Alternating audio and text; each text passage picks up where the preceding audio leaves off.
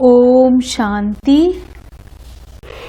20 नवंबर 2020 की बाप दादा की साकार मुरली। मुरली के सार में बाबा ने कहा, मीठे बच्चे, तुम अभी बिल्कुल षडपंथ किनारे पर खड़े हो। तुम्हें अब इस पार से उस पार जाना है, घर जाने की तैयारी करनी है। प्रश्न है बाबा का, कौन सी एक बात याद रखो तो अवस्था अचल अडोल बन जाएगी। उत्तर में पास्ट इज पास्ट, बीती का चिंतन नहीं करना है, आगे बढ़ते जाना है। सदा एक की तरफ देखते रहो तो अवस्था अचल अडोल हो जाएगी। तुमने अब कलयुग की हद छोड़ दी, फिर पिछाड़ी की ओर देखते हो, उसमें बुद्धि जरा भी ना जाए। यही है सूक्ष्म पढ़ाई। अब मुरली विस्तार से। ओम शांति। दिन बदलते जाते हैं, टाइम पास होता जाता है। विचार करो, सतयुग से लेकर टाइम पास होते होते अभी आकर कलयुग के भी किनारे पर खड़े हैं। यह सतयुग, त्रेता, द्वापर, कलयुग का चक्र भी जैसे कि मॉडल है। सृष्टि तो बड़ी लंबी चौड़ी है, उसके मॉडल रूप को बच्चों ने जान लिया है। आगे यह पता नहीं था कि अब कलयुग पूरा होता है। अब मालूम पड़ा है तो बच्चों को भी बुद्धि में सतयुग से लेकर चक्र लगाए कलयुग के अंत में किनारे पर आकर ठहरना चाहिए। समझना चाहिए, टिक टिक होती रहती है, ड्रामा फिर फिरता रहता है। बाकी क्या हिसाब रहा होगा, जरा सा रहा होगा। आगे पता नहीं था, अभी बाप ने समझाया है। बाकी कोना आकर रहा है। इस दुनिया से उस दुनिया में जाने का अभी बाकी थोड़ा समय है। यह ज्ञान भी अभी मिला है। हम सतयुग से लेकर चक्र लगाते लगाते अब कलयुग अंत में आकर पहुँचे हैं। अब फिर वापस जाना है। आने और निकलने का गेट होता है ना, या भी ऐसे है।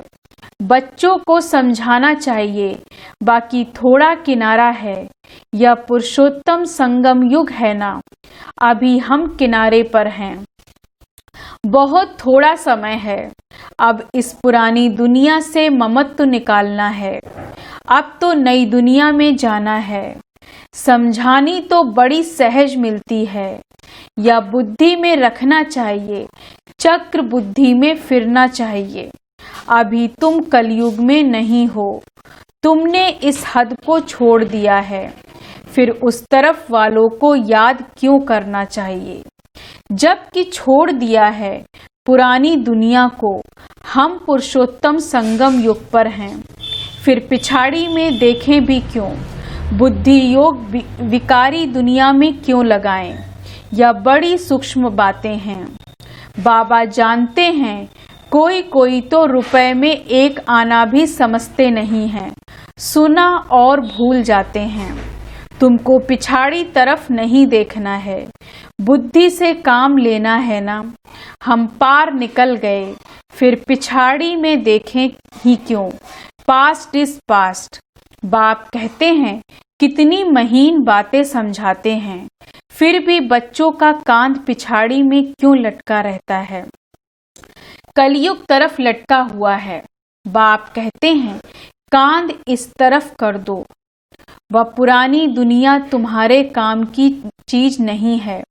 बाबा पुरानी दुनिया से वैराग्य दिलाते हैं। नई दुनिया सामने खड़ी है, पुरानी दुनिया से वैराग्य है। विचार करो, ऐसी हमारी अवस्था है। बाप कहते हैं, पास्ट इज पास्ट। बीती बात को चितवो नहीं। पुरानी दुनिया में कोई आस नहीं रखो। अब तो एक ही ऊंच आस रखनी है, हम चले सुखधाम। बुद्धि में सुखधाम ही याद रहना चाहिए, पिछाड़ी में क्यों फिरना चाहिए। परंतु बहुतों की पीठ मुड़ जाती है। तुम अभी हो पुरुषोत्तम संगम युग पर, पुरानी दुनिया से किनारा कर लिया है। यह समझ की बात है ना, कहाँ ठहरना नहीं है, कहाँ देखना नहीं है, बीती को याद नहीं करना है। बाप कहते हैं आगे बढ़ते जाओ, पिछाड़ी को नहीं देखो, एक तरफ ही देखते रहो, तभी अचल स्थिर अडोल अवस्था रह सकती है। उस तरफ देखते रहेंगे तो पुरानी दुनिया के मित्र संबंधी आदि याद पड़ते रहेंगे। नंबरवार तो है ना, आज देखो तो बहुत अच्छा चल रहा है, कल गिरा तो एकदम हट जाती है, ऐसी ग्रहचारी बैठ जाती है तो मुरली सुनने पर भी दिल नहीं होती।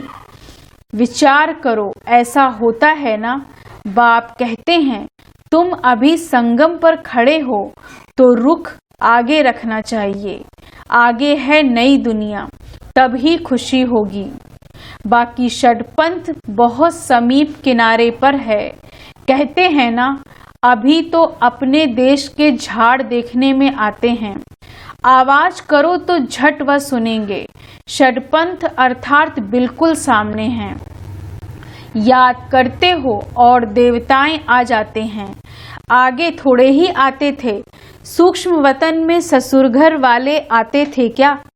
अब तो पियरघर और ससुरघर वाले जाकर मिलते हैं। फिर भी बच्चे चलते चलते भूल जाते हैं, बुद्धि योग पिछाड़ी में हट जाता है। बाप कहते हैं तुम सबका यह अंतिम जन्म है, तुम पीछे नहीं हटना, अब पार होना है, इस तरफ से उस तरफ जाना है। मौत भी नजदीक होता जाता है, बाकी सिर्फ कदम भरना है। नाव किनारे आती है तो उस तरफ कदम उठाना पड़ता है ना। तुम बच्चों को खड़ा होना है किनारे पर, तुम्हारी बुद्धि में है आत्माएं जाती हैं अपने स्वीट होम। यह याद रहने से भी खुशी तुमको अचल अडोल बना देगी। यही विचार सागर मंथन करते रहना है। यह है बुद्धि की बात। हम आत्मा जा रही हैं, अब बाकी नजदीक षडपंथ पर है, बाकी थोड़ा समय है। इसको ही याद की यात्रा कहा जाता है। या भी भूल जाते हैं, चार्ट लिखना भी भूल जाते हैं। अपने दिल पर हाथ रखकर देखो, बाबा जो कहते हैं कि अपने को ऐसे समझो हम नजदीक षडपंथ पर खड़े हैं, ऐसी अवस्था हमारी है। बुद्धि में एक बाबा की ही याद है हो। बाबा याद की यात्रा भिन्न भिन्न प्रकार से सिखलाते रहते हैं। इस याद की यात्रा में ही मस्त रहना है। बस अब हमको जाना है। यह है सब झूठे संबंध, सच्चा सतयुग का संबंध है। अपने को देखो हम कहाँ खड़े हैं। सतयुग से लेकर बुद्धि में यह चक्र याद करो। तुम स्वदर्शन चक्रधारी हो ना। सतयुग से लेकर चक्र लगाए आकर किनारे पर खड़े हुए हो। षडपंथ हुआ ना। कोई तो अपना टाइम बहुत व्यर्थ गवाते रहते हैं, 5-10 मिनट भी मुश्किल याद में रहते होंगे। स्वदर्शन चक्रधारी तो सारा दिन बनना चाहिए, ऐसे तो है नहीं। बाबा भिन्न भिन्न तरीके से समझाते हैं। आत्मा की ही बात है। तुम्हारी बुद्धि में चक्र फिरता रहता है। बुद्धि में यह याद क्यों नहीं रहनी चाहिए? अभी हम किनारे पर खड़े हैं, यह किनारा बुद्धि में क्यों नहीं याद रहता है?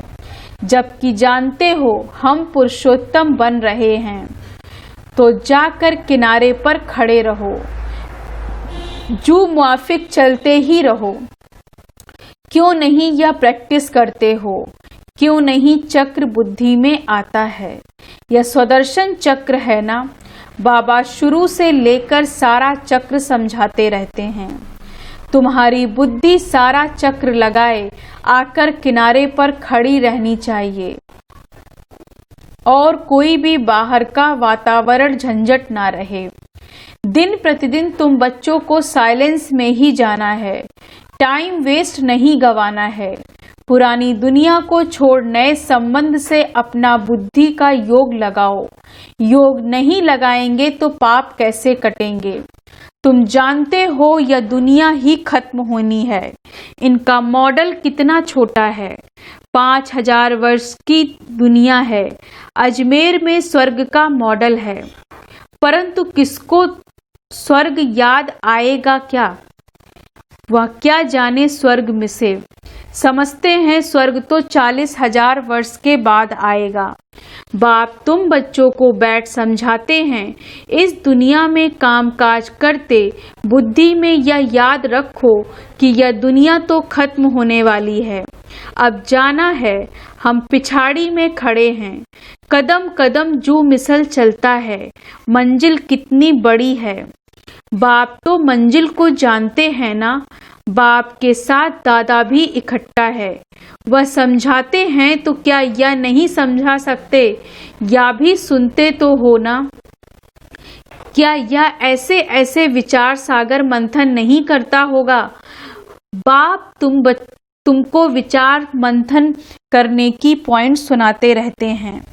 ऐसे नहीं कि बाबा बहुत पिछाड़ी में हैं। अरे या तो दुम लटका हुआ है, फिर पिछाड़ी में कैसे होगा? यह सब गुह गुह बातें धारण करनी है, गफलत छोड़ देनी है। बाबा के पास 2-2 वर्ष के बाद आते हैं। क्या यह याद रहता होगा कि हम नज़दीक किनारे पर खड़े हैं? अभी जाना है, ऐसी अवस्था हो जाए तो बाकी क्या चाहिए?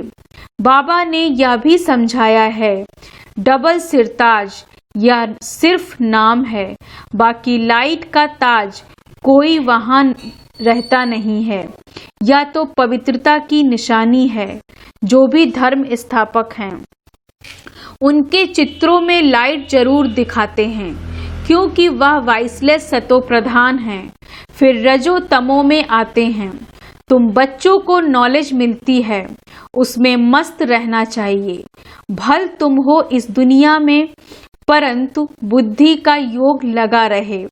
इसमें भी तोड़ तो निभाना है। जो स्कूल के होंगे वह निकल आएंगे। सैंपलिंग लगना है। आदि सनातन देवी देवता धर्म वाले जो होंगे वह जरूर आगे पीछे आएंगे। पिछाड़ी में आने वाले भी आगे वालों से तीखे जाएंगे। यह पिछाड़ी तक होता रहेगा।